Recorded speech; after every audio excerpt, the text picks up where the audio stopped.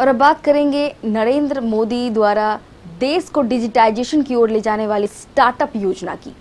नरेंद्र मोदी सरकार देश को डिजिटाइजेशन की ओर ले जाने के लिए कई तरह के कार्यक्रम चलाए जा रहे हैं। इन कार्यक्रमों में एक कार्यक्रम है स्टार्टअप इंडिया। इस योजना के तहत छोटे बड़े सभी उद्यमों को सरकार द्वारा उनके उद्योग के हिसाब से न सिर्फ ट्रेनिंग दी जाएगी बल्कि उन्हें आवश्यकता पड़ने पर धन भी उपलब्ध कराया जाता है।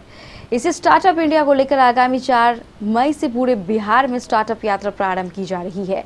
इस स्टार्टअप यात्रा की शुरुआत आगामी 4 मई से स्थानीय टाउन हॉल में की जाएगी। इस यात्रा के उद्घाटन अवसर पर कोई भी कटिहार वासी अपने अपने उद्यम को लेकर सभी तरह की जानकारी हासिल कर सकता है। इस यात्रा के उद्घाटन अवसर पर बिहार एंटरप्रेन्योरशिप एसोसिएशन के पदाधिकारी भी उपलब्ध रहेंगे, जो सभी एंटरप्रेन्योर यानी उद्यमों को उनके उद्यम के अनुसार जानकारी देंगे।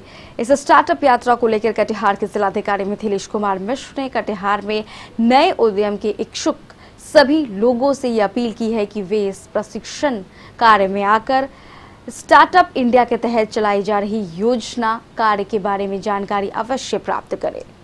4 तारीख को हम लोग यहाँ पर एक स्टार्टअप यात्रा का आयोजन कर रहे हैं जो पूरे बिहार भर में होनी है, और इस चरण की शुरुआत हम लोग इस वित्तीय वर्ष में कटिहार से कर रहे हैं। बिहार एंटरप्रेन्योरशिप एसोसिएशन के जो सदस्य हैं, उसके सचिव हैं, वो लोग यहाँ आएंगे और जो नए बच्चे हैं, जो नए उद्यमी हैं, उनके साथ चर्चा करेंगे कि स्टार्टअप्स को कैसे बढ़ावा दिया जाए, बिहार सरकार की स्टार्टअप पॉलिसी क्या है, नए आइडियाज़ को कैसे इम्प्लीमेंट करना है, मेंटरिंग कैसे पाना है, वेंचर कैपिटल का उपयोग कैसे करना है, और तमाम ऐसी तकनीकी चीज़ें जो आम जन को नहीं मालूम है। बच्चों के अंदर बहुत से आइडियाज़ रहते हैं कि अगर मैं इस काम को कर दूं तो बहुत बिजनेस आइडिया क्लिक कर जाएगा।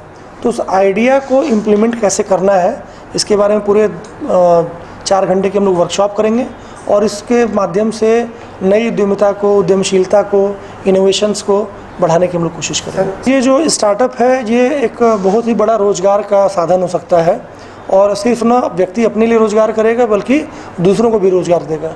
और जो पलायन की समस्या है, उसका सबसे बड़ा आर्थिक कारण है कि लोग रोज़गार की तलाश में दूसरे शहरों में, महानगरों में जाते हैं। तो यदि ये स्टार्टअप सफल होते हैं, लोग यहाँ रोज़गार पैदा कर पाएंगे, तो खुद अपने लिए, अपने परिवार के लिए और अपने समाज के लिए भी पलायन की समस्या पर काफ़ी हद तक काबू पाएगा। ये जो स्टार्टअप वाले लोग हैं, ये बताएंगे कि कैसे काम किया जाता है। आइडिया कोई भी हो सकता है, वो आइडिया कुछ भी हो सकता है। जो बिहार एंटरप्रेन्योरशिप से लोग आ रहे हैं, वो स्टार्टअप को कैसे मुकाम तक पहुंचाना है, उसका एक फार्मूला बताएंगे, उसका एक तरीका बताएंगे, मोटा मोटा वो रास्ता बता देते हैं। उस रास्ते पर आप किसी भी चीज़ को कसौटी पर कर सकते हैं।